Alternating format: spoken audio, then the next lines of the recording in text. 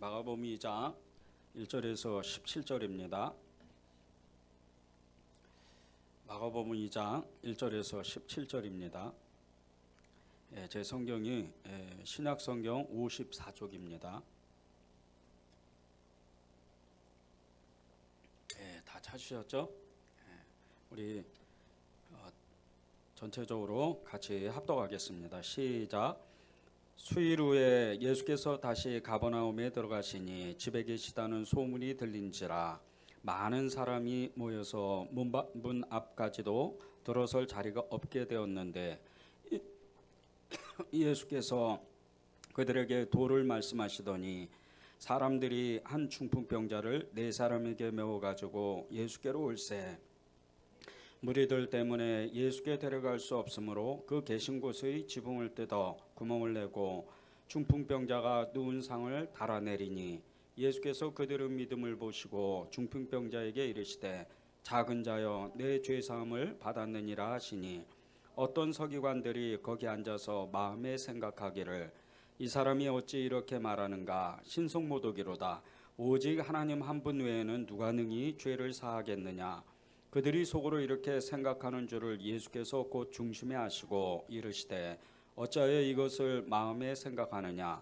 중풍병자에게 내 죄사함을 받았느니라 하는 말과 일어나 내 상을 가지고 걸어가라는 말 중에서 어느 것이 쉽겠느냐.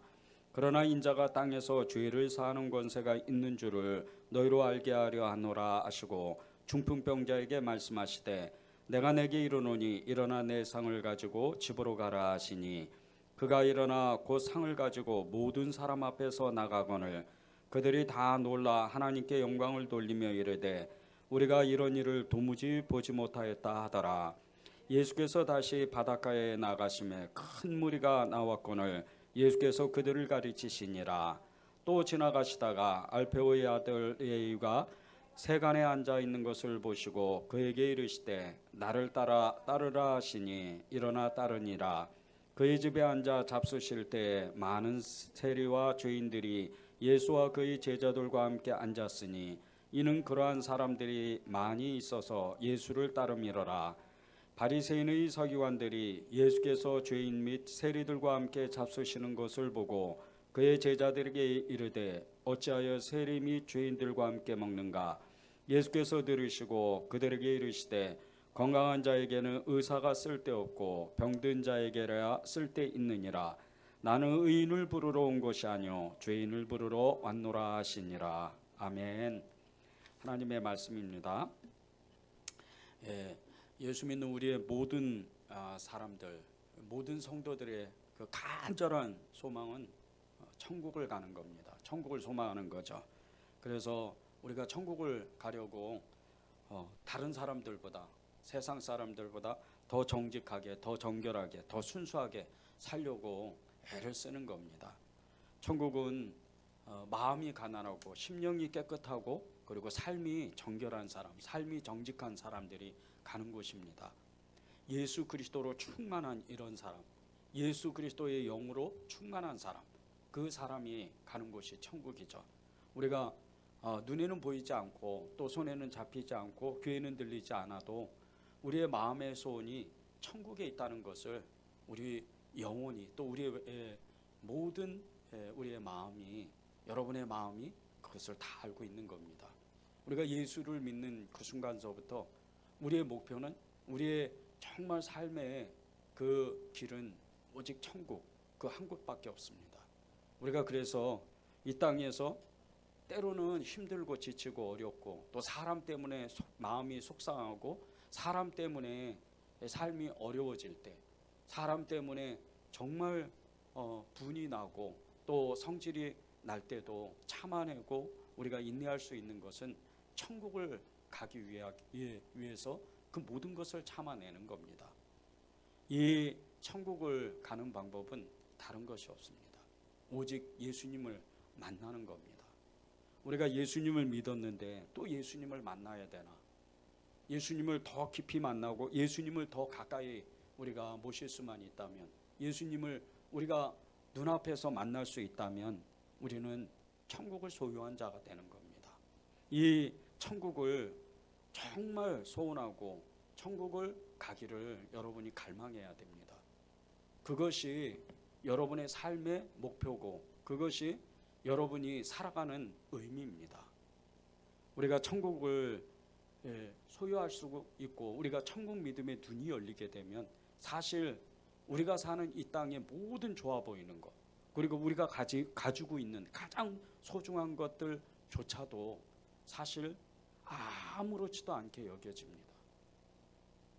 그 많은 돈들 그리고 좋은 환경들 좋은 사람들 그런 것들이 사실 한순간에 아무것도 아닌 것처럼 느껴져 버리는 거죠. 이것이 천국을 소유한 사람들의 그 진짜 믿음인 것입니다. 그런데 이 천국을 소유하게 되면 우리가 천국을 정말 갈망하게 되면 천국이 믿어지게 되면 우리의 눈이 이 영적인 눈이 갑자기 열리는 겁니다. 이 영적인 눈이 열리는과 동시에 우리는 영적 세계의 그 모든 것을 우리도 모르는 사이에 순식간에 알게 되는 겁니다. 이 영적 세계를 아는 사람, 영적 세계에 눈이 열린 사람, 이런 사람들은 세상 사람들과 다른 가치관을 가지고 있습니다. 세상 사람들의 그 가치관들, 세상 사람들이 좋게 여기고 세상 사람들의 어떤 재력이나 또 지식이나 또 그 모든 이상들, 그런 모든 세계관, 이런 가치관들이 우리를 어찌하지를 못하고 우리는 새로운 가치관을 가지고 우리는 새로운 세계관을 가지고 이 땅을 살아가게 되는 겁니다. 그것이 영적 세계를 안다는 겁니다. 영적 세계에 눈이 열리게 되면 이 영적 세계는 영적 세계를 소유한 사람, 영적 세계가 믿어지는 사람은 세상 사람들과 전혀 다른 삶을 살게 됩니다. 세상 사람들은 돈을 벌기 위해서 좀 더 행복하기 위해서 애를 쓰게 됩니다. 그런데 우리는 예수를 믿고 천국이 믿어지는 사람, 영적 세계에 눈이 열린 사람들은 우리는 목적이 세상 사람들과 완전히 다릅니다. 똑같은 돈을 벌어도 그 돈을 어떻게 쓰는가에 따라서 어떻게 그 돈을 써야 되는 그 목적이 완전히 다른 겁니다. 우리는 돈을 벌어도 가난한 사람들을 위해서 쓰기를 정말 좋아하고 그리고 우리는 하나님의 일을 하기 위해서 돈을 버는 그런 사람들입니다. 벌써 세상 사람들과 완전히 다르죠. 이 영적 세계는 돈으로도 살 수도 없고 그리고 지식과 과학, 세상의 이상적인 어떤 능력으로도 살 수 없는 세계가 이 영적 세계입니다. 이 영적 세계를 우리는 천국을 가기 이전에 천국을 정말 나중에 우리는 다 가지만 천국 가기 이전에 이 땅에서 영적 세계를 살아가는 겁니다. 이 영적 세계는 이 세상 사람들이 누리지 못하는 정말 진정한 행복을 누리는 세계입니다. 아무것도 없는데도 그리고 되어지는 것도 아무것도 되어지는 것도 없는데도 우리는 영적 세계 안에서 진정한 행복을 누리는 겁니다. 천국을 가기 전에 이미 우리는 천국을 맛보게 되는 거죠. 그 천국을 맛보는 것이 영적 세계입니다. 이 영적 세계는 모든 사람들이 행복을 누리고 모든 사람들이 그 어떠한 사람들이건 많이 배웠건 적게 배웠건 많이 가지건 적게 가졌던 가난한 사람이든 부자든 또 병든 사람이건 건강한 사람이건 아무 상관없이 누구와도 비교하지 아니하고 그저 평등한 사회, 그저 화평한 사회, 그저 사랑만 하는 그런 세계인 겁니다. 이 세계를 살아가는 사람, 이 영적 세계를 살아가는 사람들은 진정한 행복을 누리는 그런 사람들인 겁니다. 이 영적 세계를 아는 방법, 이 영적 세계를 정말 정확하게 볼 수 있는 방법은 우리가 죄인인 것을 아는 겁니다. 우리가 죄인이라는 것을 아는 순간 이 영적 세계의 눈이 확 열리는 겁니다. 오늘 말씀에 주님이 이 세상에 오신 목적을 정확하게 말씀하셨습니다. 그것이 17절에 나옵니다. 나는 의인을 부르러 온 것이 아니요 죄인을 부르러 이 땅에 왔다. 나는 의인을 부르러 온 것이 아니고 죄인을 부르러 왔다. 죄인을 찾으러 왔다. 주님은 이 땅에 오신 목적, 우리가 살고 있는 이 땅에 저와 여러분을 찾아오신 목적은 우리의 죄를 다 다 밝혀내고 우리의 죄를 그대로 느낄 수 있도록 우리의 죄가 얼마나 큰지를 알게 하시려고 우리를 찾아오신 겁니다. 내가 죄인이로소이다 이렇게 고백했던 바울이 자신의 죄를 깨닫는 순간, 그 다메섹 도상에서 살아계신 부활의 주님을 만나는 그 순간서부터 그의 인생은 완전히 바뀌었습니다. 그전에는 그저 눈에 보이는 대로 그 혈기가 정말 충만해서 그렇게 많은 사람들을 죽이러 다녔던, 정말 이 분노에 충만했던 이 사울이라는 청년이 예수님을 만나는 그 순간, 부활하신 예수님의 그 생명을 받는 그 순간 영적 세계의 눈이 한 번에 열립니다. 그리고 나서 이 사울이라는 청년이 바울로 이름이 바뀌고 완전히 그의 삶의 형태가 완전히 바뀌는 겁니다. 전에는 포행자요, 살인자요, 그리고 정말 이 폭행자였던 이런 사람이 갑자기 모든 사람을 사랑하는 사람, 그 어떤 사람도 용납하는 사람, 자신을 그토록 죽이고자 미워하는 그런 사람도 마음에 품을 수 있는 그런 생명의 사람이 되는 거예요. 영적인 눈이 열리니까 완전히 다른 삶을 사는 거죠. 내가 죄인인 것을 아는 것, 내가 죄인인 것을 아는 것은 하나님의 가장 큰 은혜입니다. 이것서부터, 이 내가 죄인인 것을 아는 그 순간서부터 나는 완전히 이 세상을 다르게 사는 겁니다. 많은 사람들이 사람 때문에 상처를 받고 환경 때문에 상처를 받고, 그리고 정말 이 부모, 형제, 자매들을 통해서 이 상처를 받았다고 많은 사람들이 이야기를 합니다. 저도 마찬가지였습니다. 부의 가정 형편에 너무나 어려운 그런 가정 형편과, 그리고 온전하지 않았던, 정말 이렇게 가정에 매일 싸움이 일어나고, 그리고 서로 자기의 주장을 그렇게 외치면서 자기의 주장을 꺾지 않고, 자기의 의견을 꺾지 않고, 자기의 성질을 정말 누르지 않고, 그렇게 끊임없이 싸웠던 이 가정에서 자랐던 저는 제가 어떠한 죄를 지었는지, 제가 어떤 죄인인지를 알지 못했습니다. 하나님 앞에 나왔을 때 제 죄를 깨닫는 것은 제가 얼마나 사람을 미워하고, 특별히 가족을 얼마나 미워했는지, 그리고 사람에 대한 그 삶에 대한 분노가 얼마나 컸는지, 특별히 하나님 앞에 하나님을 그렇게 원망하고 하나님을 대적했는지를 한순간에 알게 됐어요. 이것을 아는 순간, 제가 죄인이라는 것을 아는 순간, 제 죄가 어떤 것인 것을 아는 순간 저의 영적인 눈이 한 번에 열린 겁니다. 이것이 믿음의 사람이 되는 것, 이것이 진정한 행복을 찾아가는 길인 겁니다. 우리가 천국을 왜 가죠? 모두 행복하기 위해서. 천국은 정말 슬픔과 이 분노와, 그리고 더러운 세상의 그 상처들, 상처의 아픔들, 그 모든 것이 없는 곳입니다. 오직 사랑만 하고 하나님의 빛과 하나님의 그 은혜와 하나님의 그 놀라운 사랑만이, 하나님의 그 임재만이 있는 것이 천국입니다. 우리가 그곳을 가려고 그토록 애를 쓰는 것은 거기에 진정한 우리의 행복이 있기 때문입니다. 이 땅에서 우리가 천국을 가기 위해서 예수님을 따라가고 예수님을 그렇게 믿고 살기 위해서 애쓰는 것은 그분을 통해서 우리가 천국을 갈 수 있기 때문에, 길이요 진리요 생명 되신 이 예수님을 붙잡아야지. 내가 한순간이라도 놓으면 나는 이제 다른 길로 가고, 그리고 슬픔의 길, 불행의 길로 가기 때문에, 그것을 알기 때문에 예수님을 놓지 않고 끝까지 예수님을 따라가기로 그렇게 결단하는 것. 그런데 이 예수님이 우리에게 찾아오시는 것은 우리의 죄를 알게 하시기 위해서 오셨다는 것. 여러분의 죄가 뭐죠? 가장 큰 죄. 나는 의인을 부르러 온 것이 아니요 죄인을 부르러 이 땅에 왔다. 여러분의 죄가 무엇이죠? 그것은 하나님을 진짜 믿지 않는 겁니다. 하나님을 진짜 믿지 않는 것. 하나님을 원망하고, 때로는 내가 내 마음대로 사는 것 같은데 하나님을 의지하지 않는 것 같은 그런 삶을 살아가는 그런 모습들, 우리가 믿음을 가졌는데도 믿음의 사람처럼 행동하지 못하는 그 모든 것들, 이런 것이 하나님을 믿지 않는 겁니다. 하나님을 진짜로 믿으면 우리는 변화가 없어야 됩니다.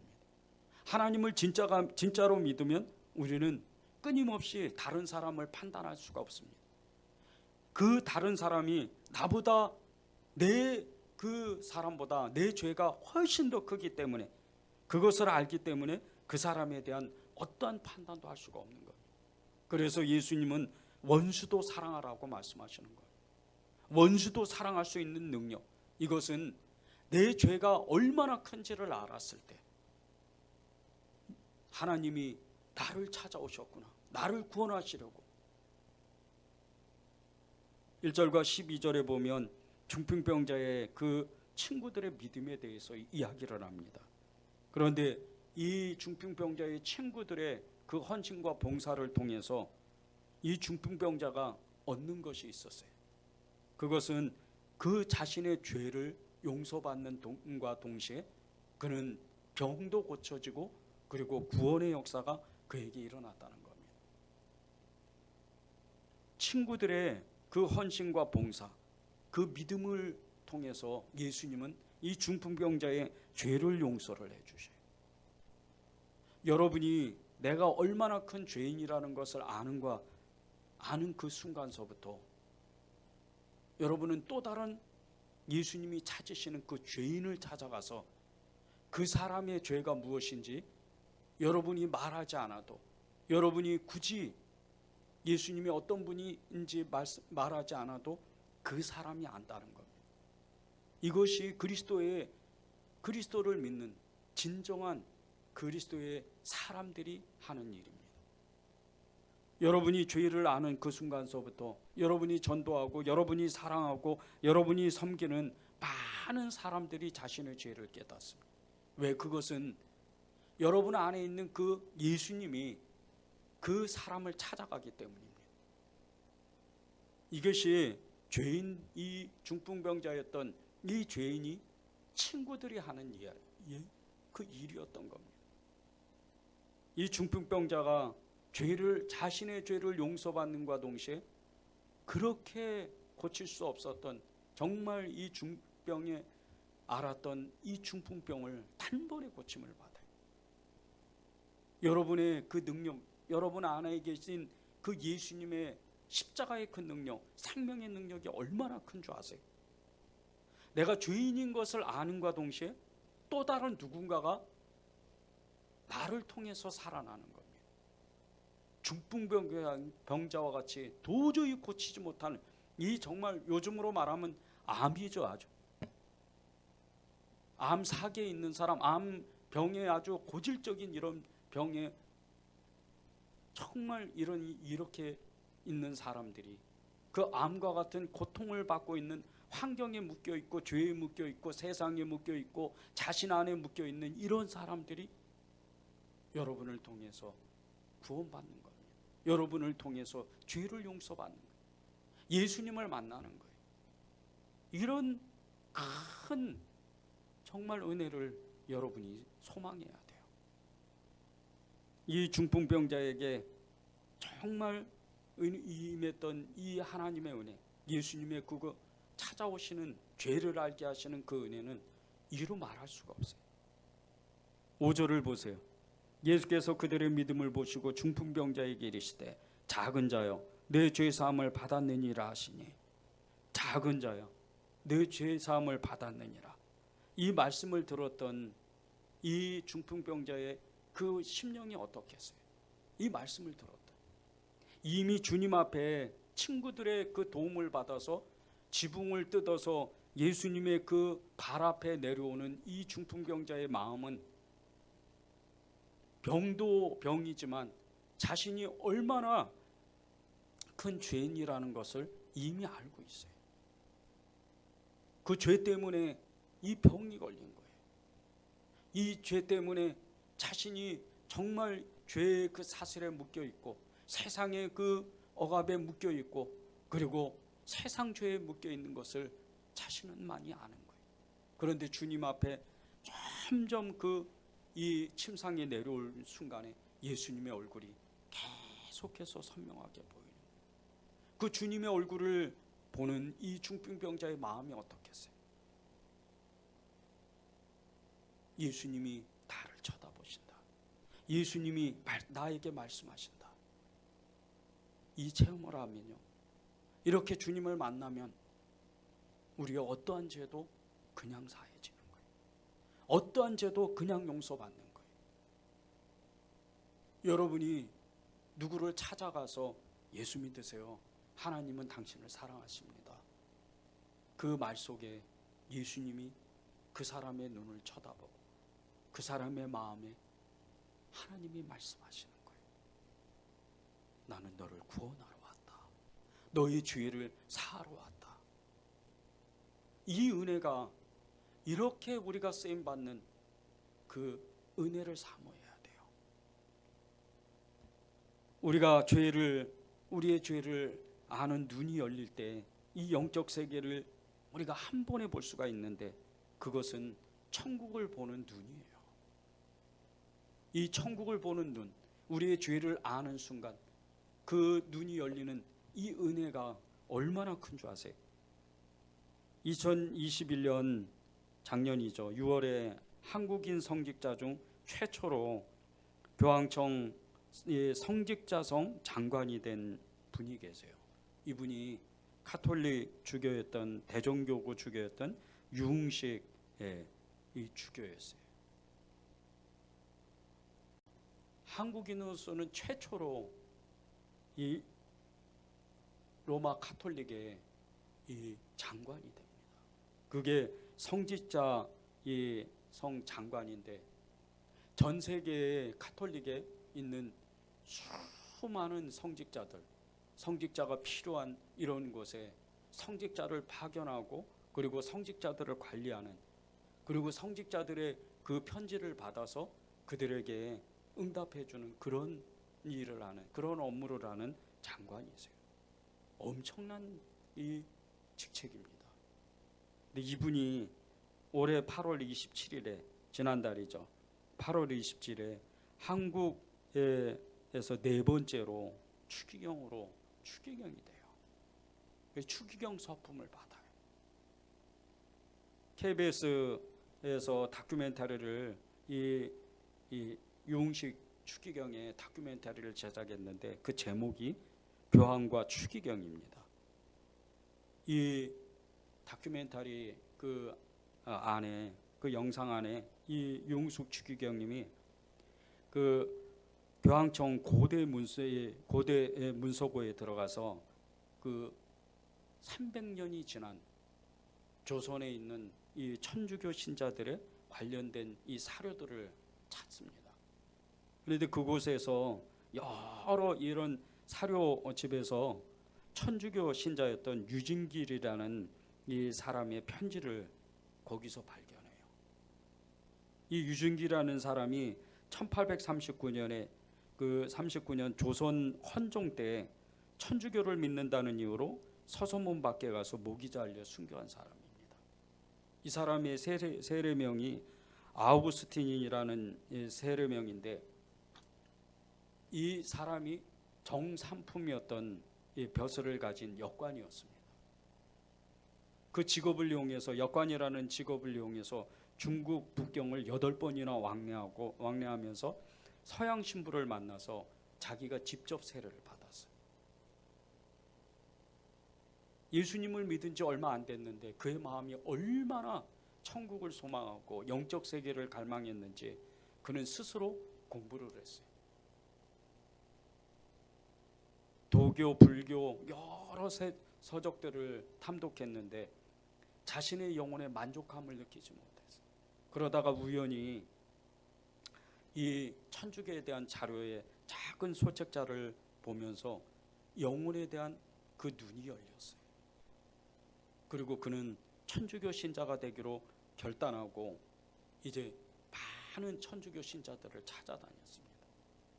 그리고 북경에 8번이나 왕래하면서 서양 신부를 만나서 세례를 받은 거예요. 그런데 이 이 세례를 받은 이 사람이 이 교황에게, 이 로마 교황에게 편지를 하나 썼어요. 그 편지 내용이 이렇습니다. 저희는 떨리는 마음으로 교황님께 인사드리며 당신의 도움을 요청합니다. 박해로 인해 주문보 신부가 순교한 이래 복음의 전파가 봉쇄되어 있습니다. 천여 명의 교우들이 숨어 살고 있으며 전도나 증언은 미미하게 이루어질 수 있을 뿐입니다. 조선교회의 가르침이 아무리 진실된 것이라 해도 만일 그 교회가 현재의 형태를 지속한다면 진실은 소멸될 것입니다. 저의 머리가 아둔하여 교회의 가르침이 열매를 맺지 못하였으며 하나님의 은총 또한 가로막혀 있습니다. 노안이나 병으로 죽은 사람들은 종부성사를 받을 수 없으며 비탄에 빠진 채 자신들의 무덤으로 옮겨집니다.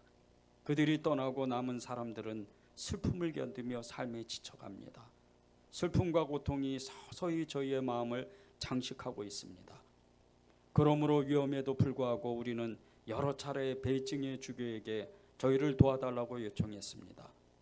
그 주교는 우리와 걱정을 같이하여 죄에 빠진 영혼들에게 새로운 삶을 부여하기 위해서 사제들을 보내기를 희망합니다. 하지만 그가 보내줄 사제는 아무도 없습니다. 부디 조선에 사제를 보내주시기를 간곡히 부탁드립니다. 이렇게 편지를 교황청에 보냅니다. 예수 믿고 세례받은 지 얼마 안 된 사람입니다. 이 유준길, 이 천주교 신자는 정말 하나님을 진짜 믿었던 그런 사람입니다.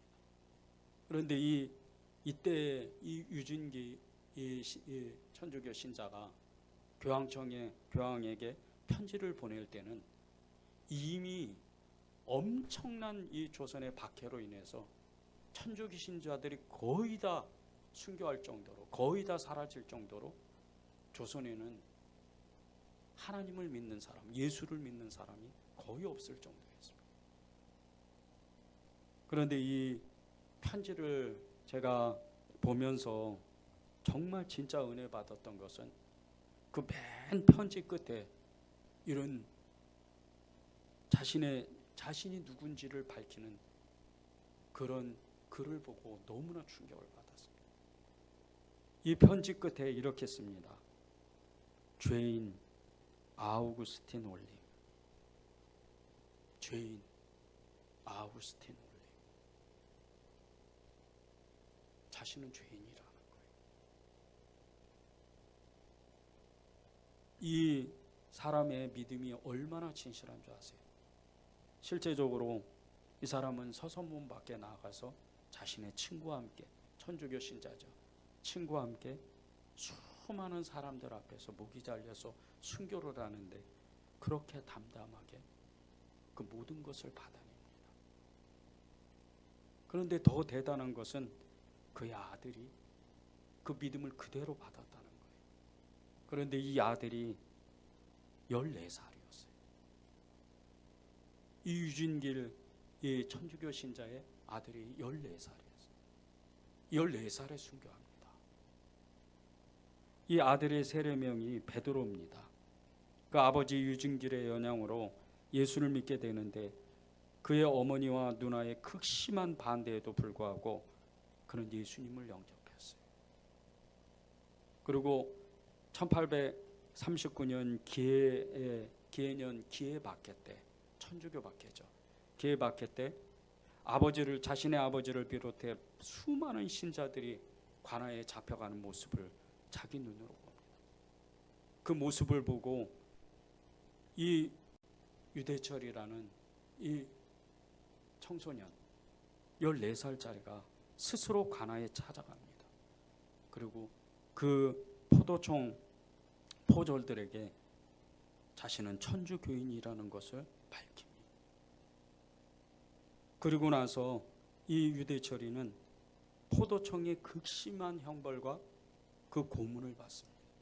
그 고문이 얼마나 심했던지 총 14차례의 고문을 받았고 100대의 태형과 40여 대의 장형을 받고 온몸에 피투성이가 되고 모든 뼈마디가 다 부러져 나갑니다.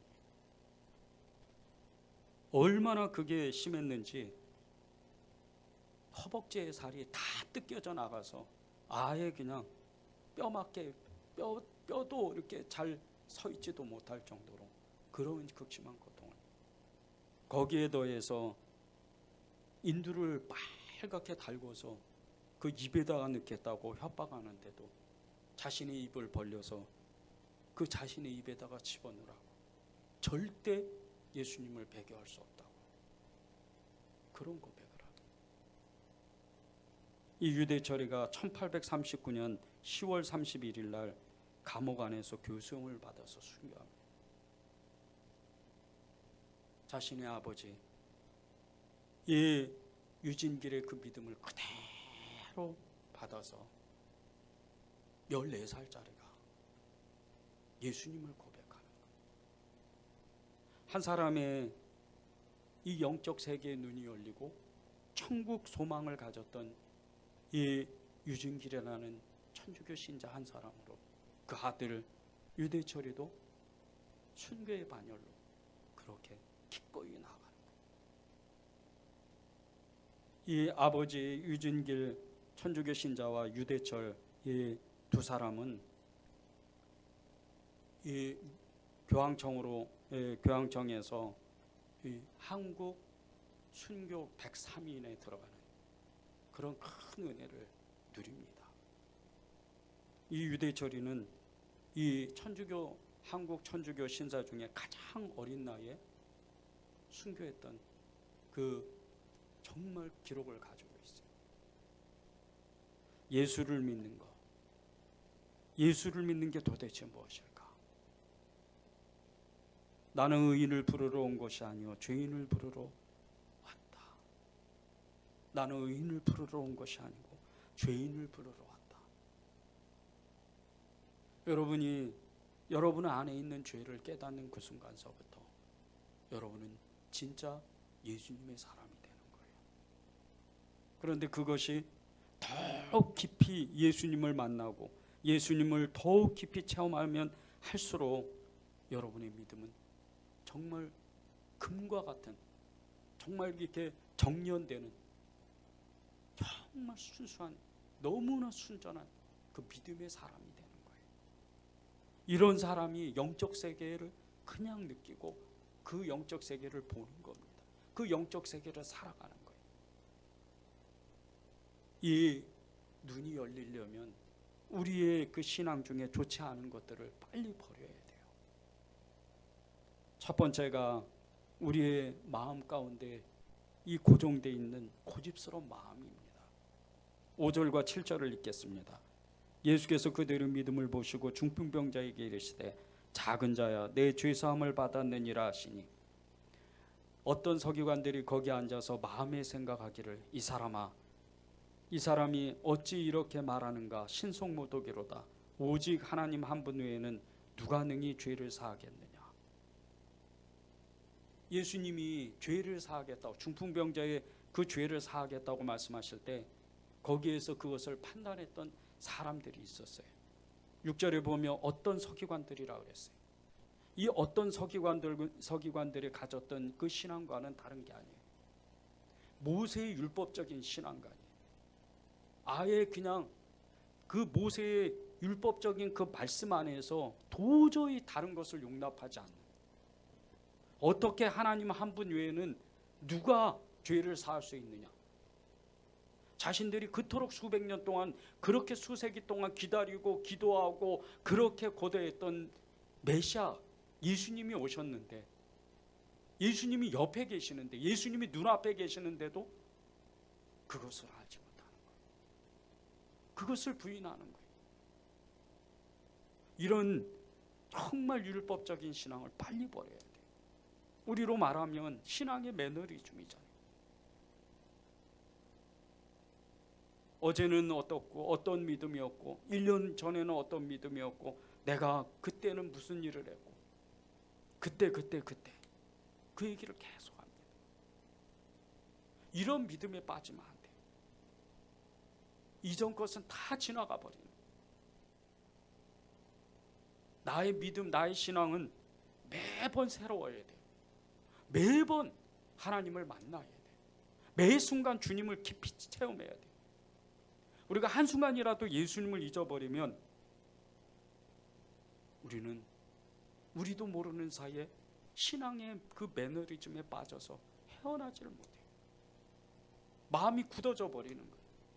생각으로 이 지식으로는 우리가 예수님을 믿는 것 같은데 행동으로는 그렇지 않게 돼요. 이렇게 되면 안 됩니다. 3절에서 5절에 보면요, 중풍병자의 그 친구들이 끝까지 믿음으로 행동하는 그 모습들이 나와요. 이 중풍병자의 4명의 친구들은요, 그 예수님이 계신 그 집안의 그 지붕을 뜯어서 예수님 앞으로 자신의 친구를 내리는 그런 수고를 아끼지 않아요. 우리가 그런 마음을 가지고 있어요. 어떤 방법으로든 어떤 수단을 가리지 않고 우리가 예수님은 꼭 만난다. 예수님을 기필코 만나야 되겠다. 만나고 말겠다. 이런 마음의 자세가 있어야 돼요. 우리는 죽는 그 순간까지도, 우리의 생명이 끝나는 그 순간까지도 끝까지 믿음으로 행동해야 돼요. 이 중풍병자의 친구들과 같이 마음이 변하면 안 돼요. 끝까지 그들과 같이 예수님을 어떻게든지 만나야 되겠다. 그 마음을 가지고 있어야 돼요. 두 번째는 아무도 판단하지 않고 모든 사람들과 친해지도록 우리가 마음을 써야 돼요. 13절에서 15절입니다. 예수께서 다시 바닷가에 나가심에 큰 무리가 나오거늘 예수께서 그들을 가리치시니라. 또 지나가시다가 알페오의 아들 레위가 세간에 앉아 있는 것을 보시고 그에게 이르시되 나를 따르라 하시니 일어나 따르니라. 그의 집에 앉아 잡수실 때 많은 세리와 죄인들이 예수와 함께 그의 제자들과 함께 앉았으니 이는 그러한 사람들이 많이 있어서 예수를 따름이러라. 예수님이 어떻게 행동하셨는지 보세요. 예수님은요, 이 알페오의 아들 레위, 여러분이 다 아시죠? 마태입니다. 세리였던 마태. 그런데 이 세리는 죄인이었어요. 그런데 그의 친구들도 다 죄인이에요. 하나님 앞에 죄인이에요. 그리고 국가에도 죄인이고 이 유대인들에게도 죄인이에요. 그런 사람들을 하고 예수님은 같이 모여서 식사를 하는 거예요. 예수님이 어떻게 사셨는지를 봐야 돼요. 일부러 험한 사람, 도저히 용납하지 못하는 사람, 죄인들, 그런 사람들, 악한 사람들을 찾아가요. 그리고 그들과 함께 같이 밥을 먹는 거예요. 우리가 그런 마음이 있어야 돼요. 여러분의 마음에 사람을 가리면 안 돼요. 이 사람은 이래서 안 되고, 저 사람은 저래서 안 되고, 저 사람은 너무 험해서 안 되고, 저 사람은 말을 함부로 하고, 그리고 행동도 너무 괴팍하고, 그래서 나는 저 사람하고는 친하지 않을 거야. 이렇게 하면 안 돼요. 그리스도인은 모든 사람을 사랑하는 사람이에요. 모든 사람을 품을 수 있는 사람이에요. 그게 여러분이 능력이 아니에요. 여러분 안에 계신 예수님이 하시는 거예요. 그런 사람이 누굽니까? 바울이에요. 바울은 자기에게 매를 때리고 그리고 자기를 모함하고 자기를 죽이려고 했던 이런 사람들까지도 끝까지 마음에 품었던 사람이에요. 바울의 마지막을 보세요. 사도행전 28장 30절에서 31절에 나와요.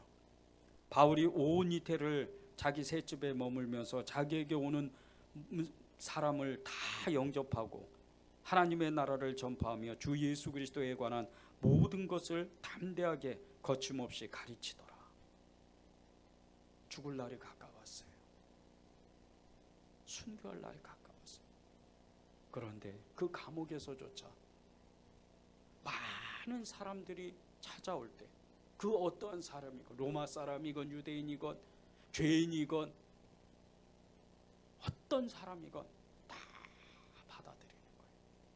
그리고 그들에게 하나님의 나라가 있다는 것, 주 예수 그리스도가 우리의 생명이라는 것, 우리의 구세주라는 것을 그대로 담대하게 전하는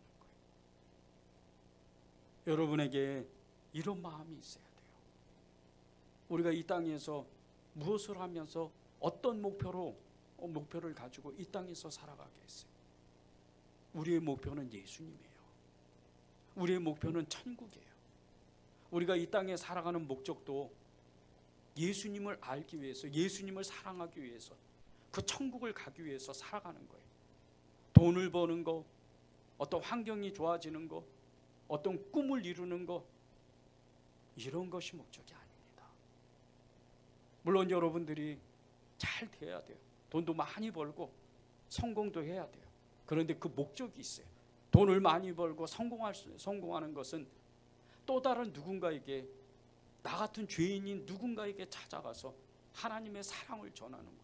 돈을 많이 벌게 하시는 것은 다 이유가 있어요. 그 돈으로 환경을 만드는 거예요. 돈이 없는 사람, 가난하게 사는 사람에 찾아가서 내가 가지고 있는 것을 나눠주면 그 사람들은 대번에 알아요. 하나님이 살아계시는구나. 여러분을 통해서 그 하나님을 만나는 거예요.